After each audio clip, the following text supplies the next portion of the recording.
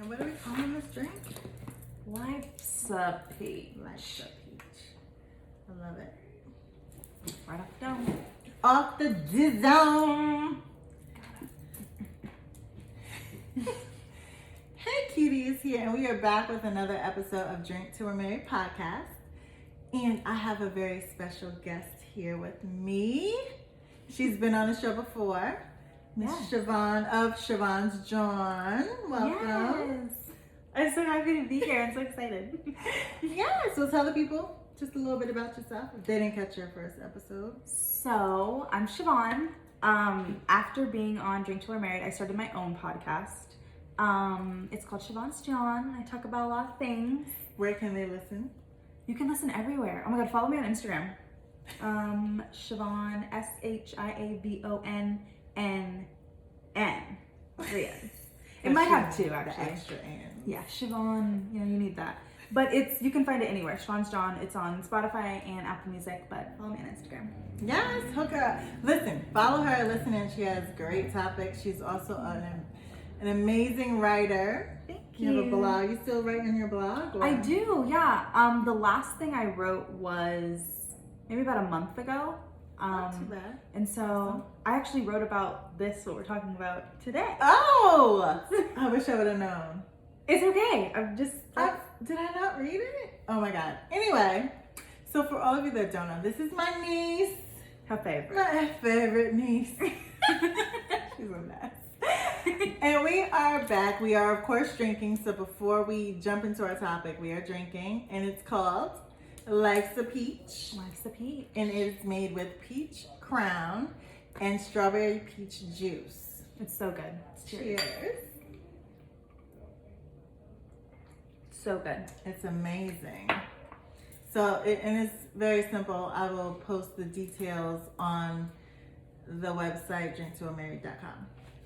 So, we are talking about, and it's dealing with relationships, but it's probably a different take on kind of the topics we talk about here, I would say. But as Black women, feeling protected by our Black men. So that is the topic. And there's so many things that sparked having this conversation today. I think it was just like a lot of things going on politically, socially. I mean, it's been everywhere. Yes. Just everywhere. Yeah. So we are having the conversation, and the way I'm going to open it up is asking you, like, as a Black woman in America, do you feel protected by Black men? No. No, I'll just put that out there. Nah. Nah, bruh. We're not feeling protected. And why? Like, Well, I mean, as a Black woman who was raised by a Black man completely, and who taught me how to properly and accurately love a Black man, I feel protected by my father, absolutely, but even he taught me that a lot of Black women do not feel protected by men like me. And so him telling me that from such a young age, because he was really all that I knew. And so I think about it as, if I am in a space where I am one of two Black people, I always want that other Black person to be a Black woman. Yes. Always. Oh, yes. Always. Because honestly, you are right, and I never thought about it in that way. Because we are, for the most part, we obviously don't mean bad. We are going to support each other. You're right. Because as a Black woman in that room, for one, you are looking for that other Black face. Yes. And then, okay, if you find a guy, and it depends, I think it depends on the guy or the woman. One, you feel safer when you have someone in that room with you. Right. But having your Black sister in the room with you, it's just different. Whether I think about her as, okay, auntie's over there, she's looking out for me, right? Or if I see it as somebody my age, my cousin, or exactly. And so I always feel like if I am in a space when I'm one of two Black people, I want it to be a Black woman, because I know, obviously this doesn't mean for everybody, but I know that I'm gonna be okay if I'm gonna be, let's say, attacked verbally. Right. A Black woman is going to probably be the first person in that room, whether I was a Black man or not, to speak up for me. But a Black man, he's like, I'm not in it. But, and this is the Just thing. a lot of the time. Right. So I just, is it the way we are raising our Black men? I think it's definitely a community conversation. And unfortunately, this has rolled out into mainstream conversation. Mm-hmm. It's almost like when you're young and your parents are like, look, what happens in this house stays in this house. Mm-hmm. Is no longer the case because our business is being aired out. I agree. And I like that it is, honestly. Well, because we can have this conversation, but it's making sure we are having it in every facet of our community. Right. And what sparked me wanting to have this topic here was that, one, you see a ton of posts. I mean, for months now, I've been seeing posts where women are just like not feeling protected by their men or, whatever. And we are very vocal about it, I think. And just, okay. So we are recording, it is a Saturday evening. On this past Thursday, Meg Thee Stallion came out. Yes. And finally, she was shot in her foot. We all knew about it like a month ago. Twice in her foot. And she finally said that Tory Lanez did it. Somebody that was her friend. Somebody that, They've been rocking all through quarantine together. All of it. And from my perspective, it's like, what could another person do to me to make me want to pull my gun out and shoot them? And not to kill them, because he clearly was not trying to kill her. He shot her in the foot. But to pull your gun out, so it couldn't have been nothing that serious if you didn't want to kill me over it. You know what I mean? Exactly. And I'm thinking, did he miss? Or did he deliberately shoot her in the foot because she is an entertainer and that is her livelihood? So either way, you were trying either to way impact my life. And I think the biggest thing for me, like, yes, this was her friend. She was not obviously protected by him, but it was also the response to it. You would think, a Black woman has just been hurt, at the hands of a Black man, yes, but at the hands of anyone. Right. And how do we make her better? But that is not what she got. Right. Everybody was saying, oh, well, we don't know the full story. Or what does she do? Or she a snitch? But that is always, why is it? I mean, and honestly, I feel like as Black women, we do that to Black women as well. I mean, I think it's a community issue. Mm-hmm. Yes, like we are quick to blame the victim. And I mean, but why? I mean, so if I come to you and unless I am a known documented liar, you know what I mean? Right. Why would you not believe what I'm telling you? Why would you not? You don't know Tory. You don't know him. Like, what? And it is just ridiculous to me because, she said that this happened to her and people were like, oh, well, what? Right. And I think another thing is she's a tall woman. She's like, what, 5'10"? Yeah. And I think she's getting kind of like, you know how people treat Serena Williams? Yes. They see her as this, tall, strong, dark-skinned Black woman, and they're not seen as feminine. Yes. They're not. Yeah. But I mean, Black women in general. So I've been seeing a lot of posts saying that Black babies are, I don't have the percentage, but more likely to survive if they are taken care of by a Black doctor opposed to a white doctor. Wow. Yeah. So to me, it's like from birth, we come out just as a race having to, fight through so many different levels of issues to then have to bring that back to our own community. And we're fighting within our own community because, okay, so before I even brought this topic here, I was having a conversation with a man and, telling him my topic and my points and, my thought process and how I came to even want to have this topic on the show, and then asked him, because I'm thinking, oh, valid, like real talk, like we not protected. We are the least protected human being in this world in my mindset. Because if we not, but I feel like we stand for our Black men. Absolutely. Stand. But then he told me he did not feel protected by black women. And I was kind of like, taken aback. excuse me, sir? Like, so to me, it's like, what is the real issue? Like, he just blew my whole perspective for the podcast when he said that. And what did he say? Like the why? So the why is because we're quick to say black men ain't shit. They don't take care of their kids. They always cheating. They dog. Like, and honestly, I'm like, when he said that, I was like, we do. Yeah, you're right. We do that. We do. We do that. Yeah. And I think, coming from someone who has dated outside of her race, Mm-hmm. I probably will not again. But I think nobody loves a black woman the way that a black man does. I don't think no one can. No one can. And no one can love a black man the way a black woman can. Absolutely not. Because of the struggles. But anyway, go ahead. Because it's a certain bond. Bond, It's that yeah. connection. It's a connection. When it is right, I mean, sometimes even when it's wrong and it feels so right, it's amazing. It's amazing. Which is a mess. I know. It's so toxic. Yeah, I was gonna say that's why there's so many toxic relationships.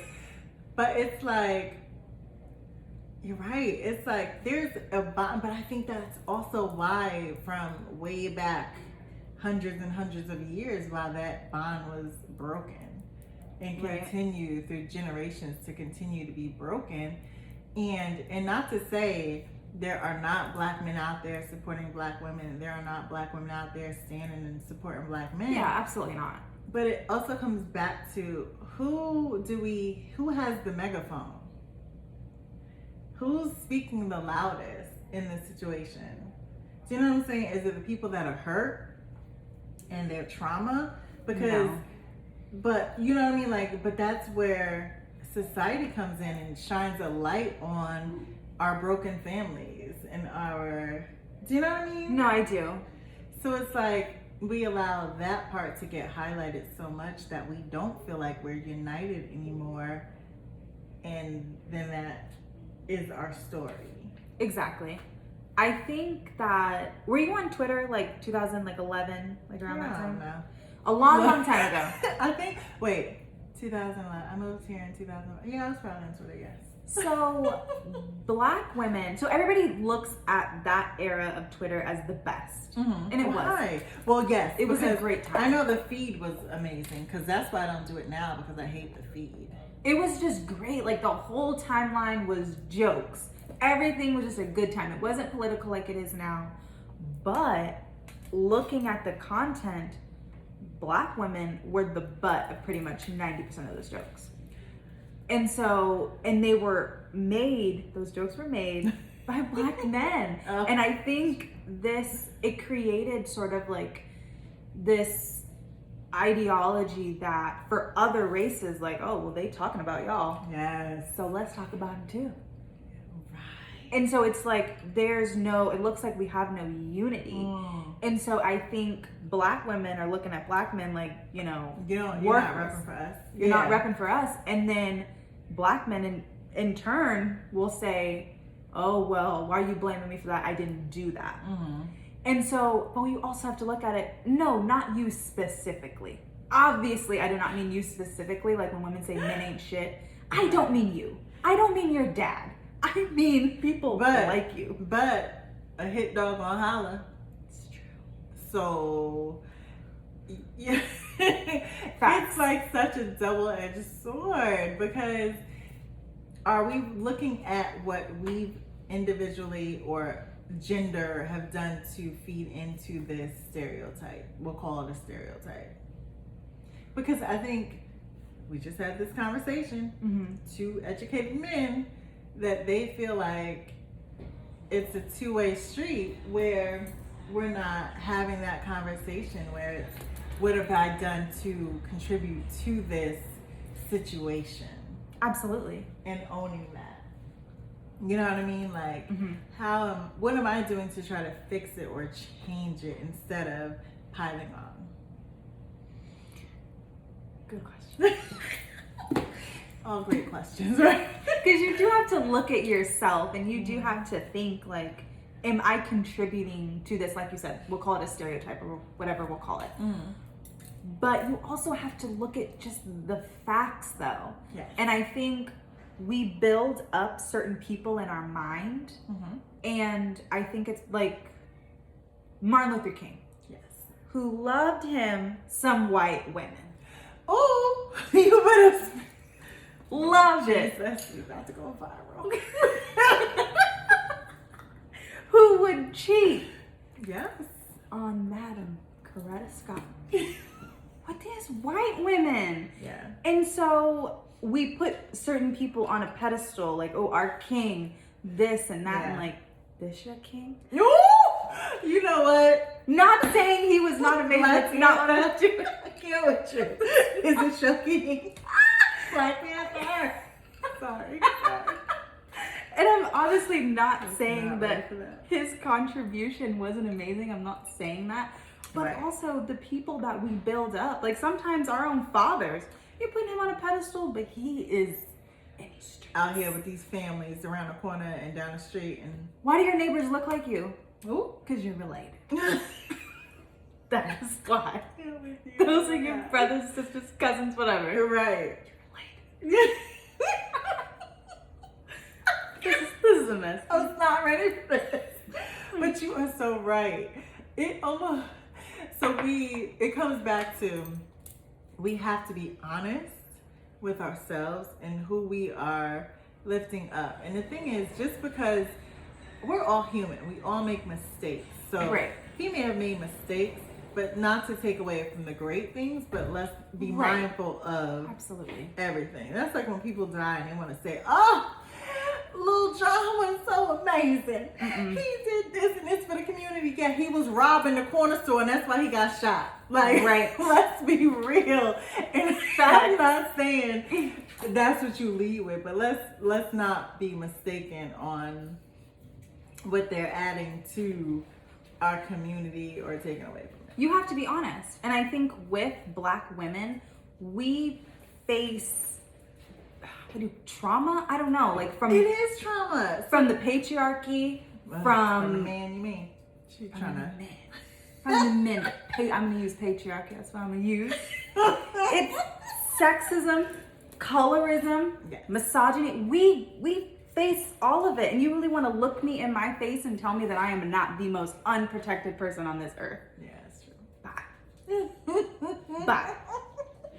Goodbye. No, I told you, coming into this conversation, I had my whole mindset on what it was going to be and who it was, and we were the most unprotected. But then when you start having those conversations with other people and they feel that way as well, you have to take that into consideration. Absolutely.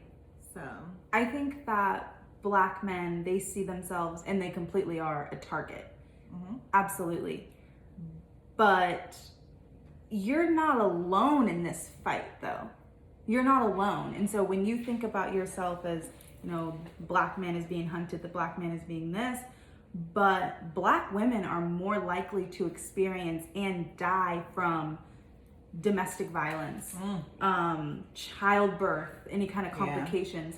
And so when we are not being protected by health officials, husbands at home, right, girl, you better. what does that mean? You better. That is so. Yeah. Hey, Yeah. Yes, you did. And I got the whole notebook and she came prepared. I would agree. I definitely agree.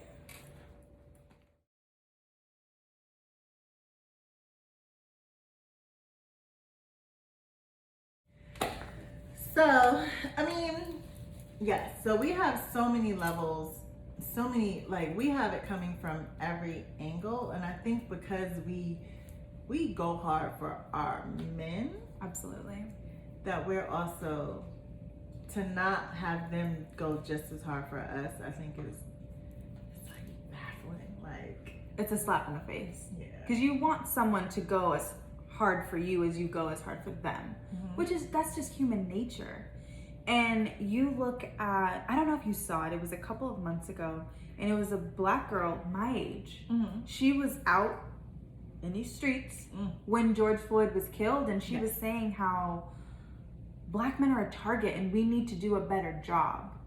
And this was a black woman who was always out there, always. You always saw her face with her megaphone, just really making this known. Okay. And I want to say maybe a month later, she died. She was killed. Yes. Toyin Salua. I'm so sorry if I'm saying her name wrong. Yes.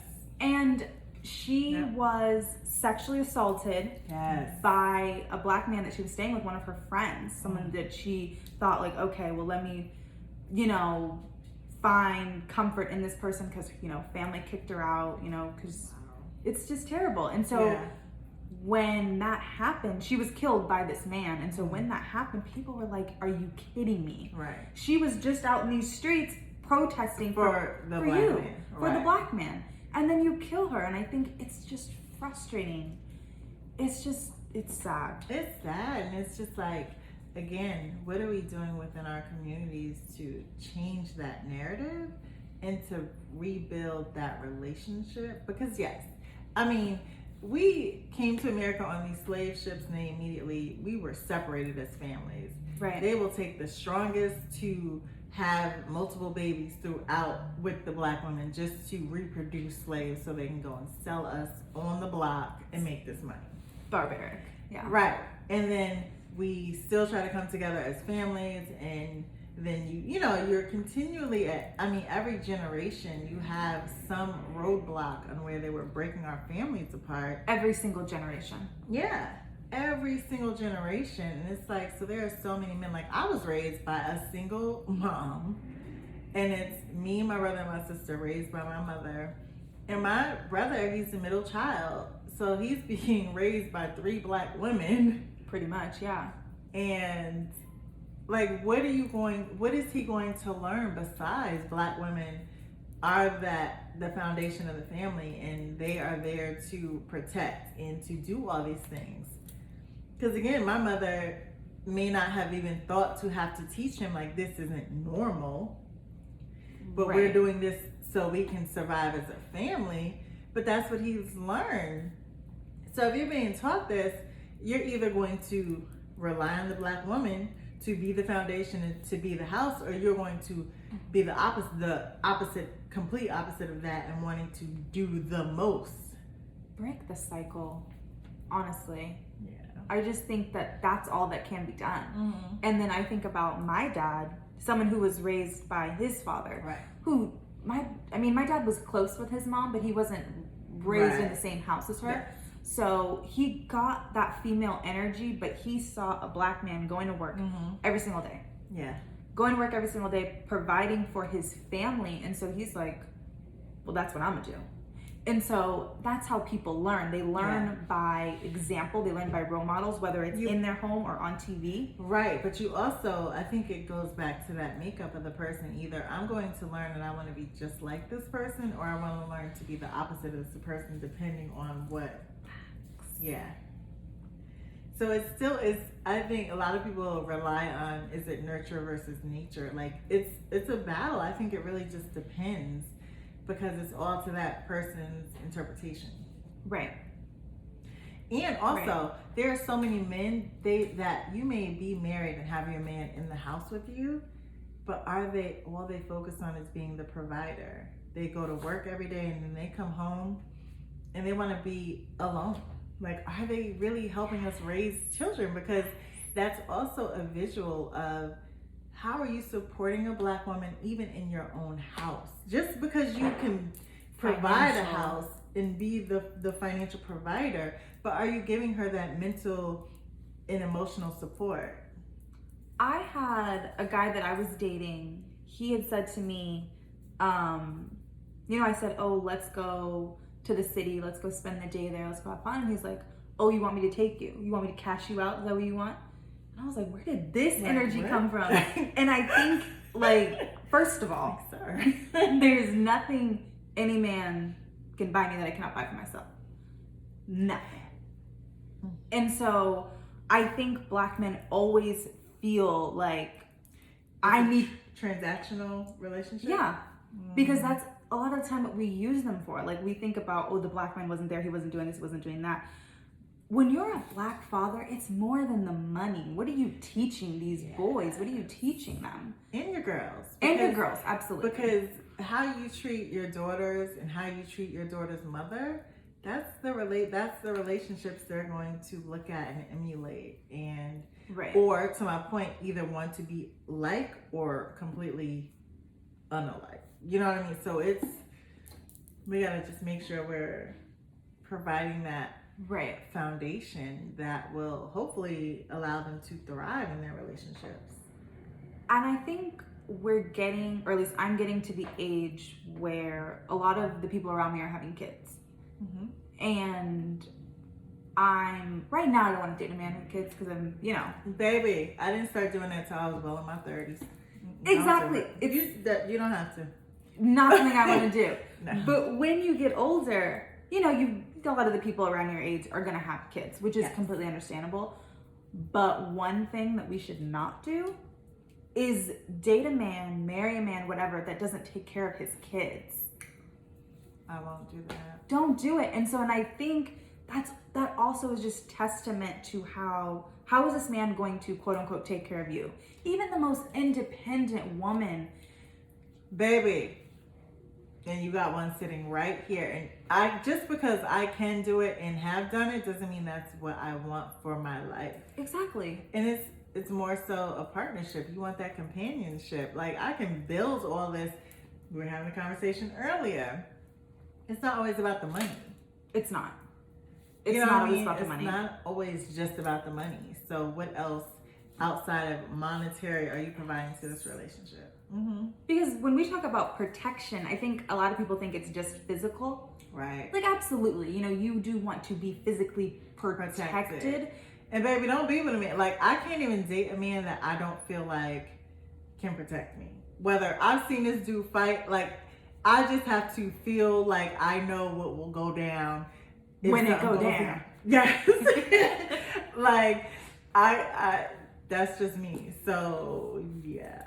Because it's like you said, physical it's not protection just honestly is easy. That's the easiest part. Even though some of y'all fail at that, as we noted with Tory Lanez, that, so some of y'all even fail at the simplest mode of protection for women. Menial. Yes, like the smallest thing you could do, like knock me out the way, walk on the outside of the curb. The little things. The little things. Some of y'all don't even know that.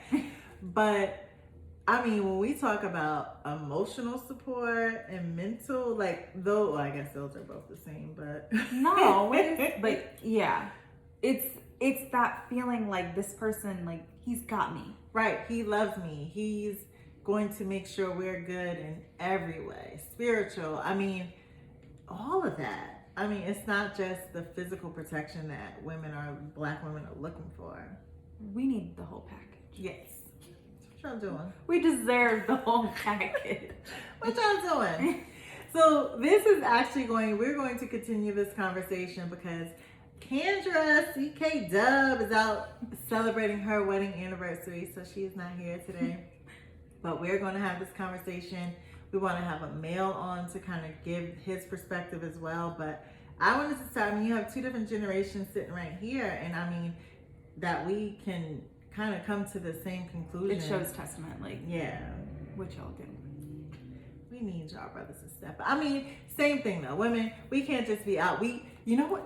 Okay, great analogy. You have your girlfriend and they're in a relationship. Mm-hmm. If all they're telling you are the bad things that are going on in that relationship, there's a problem. Okay. And when I say that, it's because obviously there's more than the bad things going on in that relationship, or they wouldn't stay. Right. So we can't just focus on the bad. We have to focus on the good and make sure we're highlighting the good just as much, if not even more than the bad in these relationships. So for just as many men that aren't taking care of their kids, there are probably four. For one, there's probably four that are. So Absolutely. There's organizations like Black Fathers Rock here in Charlotte who had to be created to just highlight that, because like, this is actually happening. Right. So, it just goes back to we have to make sure we're not just focusing on the negative side of that, but at least having these conversations to shed light on it so we can do better. Absolutely. So we will be back with additional segments of this conversation. And please, Shiavon, tell them where they can find you again. Follow me on Instagram. Follow me on Twitter. I think my Twitter and Instagram are the same. SHIAVONNN. And we definitely have tagged her on our page before. We will absolutely do it again with this episode.